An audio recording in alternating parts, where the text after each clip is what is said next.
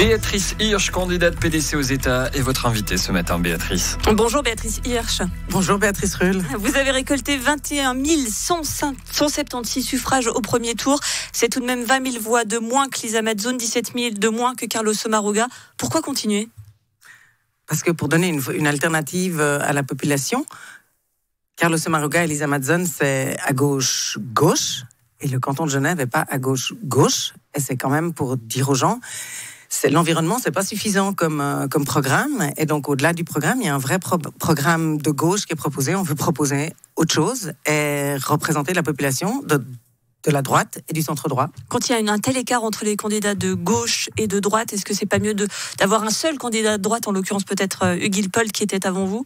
Alors oui, Hugues Paul était avant moi et c'est une question qu'on voit beaucoup sur les réseaux sociaux. En fait, mathématiquement, elle n'est pas très compréhensible. Pour 2 places, il y a un seul candidat.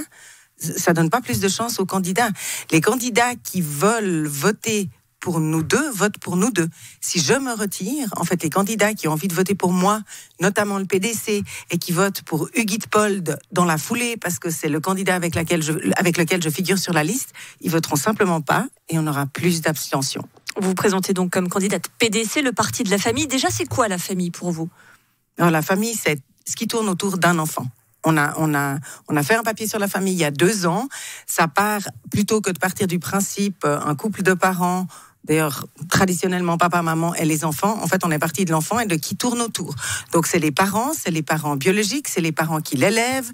Ça peut être les grands-parents, ça peut être les oncles et tantes, ça peut être les frères et sœurs. C'est ceux qui tournent autour de cet enfant. Et justement, donc ces familles au sens large, du coup, par exemple, la famille, le mariage pour tous, vous y êtes favorable ? Bien sûr, le mariage pour tous. Je suis pour le mariage pour tous égalitaire.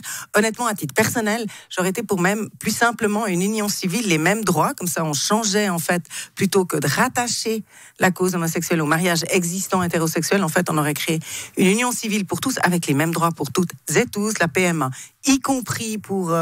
PMA pour toutes et tous. Alors, pour l'instant, chez les hommes, on est un petit peu, et ça arrive, mais c'est encore pas très simple, la PMA chez l'homme. Pour l'instant, c'est la gestation pour autrui. Et alors, non, je ne suis pas favorable à la gestation pour autrui, homosexuelle ou hétérosexuelle. Alors là, par rapport à l'enfant, vraiment, je trouve qu'à ce moment-là, pour moi, personnellement, la gestion pour autrui, c'est quelque chose où je retrouve pas forcément le bien de l'enfant. Mais PMA, donc pour femmes seules ou couple homosexuel, c'était la question. Oui, aucune différence. Vous êtes donc infirmière de profession, la santé, c'est votre dada, si je puis dire. Vous parlez de système à bout de souffle, et quel terme il faut le changer avec un seul modèle de financement. Concrètement, c'est quoi ? C'est la caisse unique ? Non, parce que quand vous parlez caisse unique, vous parlez toujours de modèle de financement. La caisse finance une chose et l'État finance autre chose.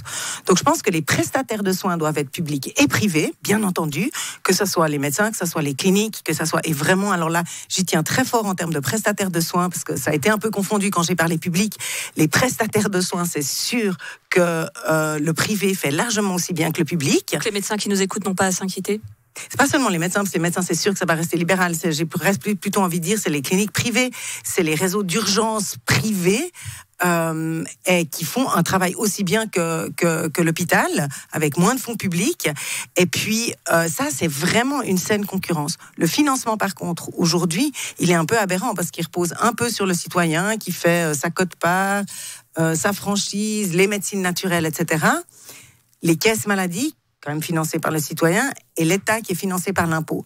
Et en fait, d'abord, c'est un financement qui est très complexe. Quand l'un fait des économies, l'autre paye plus. Et puis, c'est absolument pas transparent comme système, avec un système qui est aujourd'hui beaucoup trop cher pour votre poche, la mienne, et celle des concitoyens. Donc, pour moi, c'est un financement qui est public.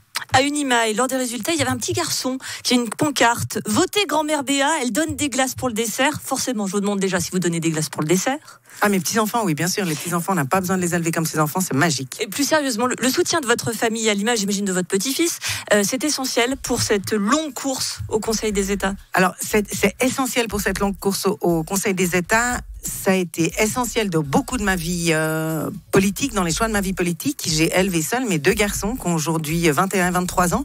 Ce petit garçon, en fait, c'est le fils de ma belle-fille. Le papa de mes enfants avait déjà des grands-enfants. J'ai participé à l'éducation. Vous parliez tout à l'heure de famille au sens large, d'une famille recomposée.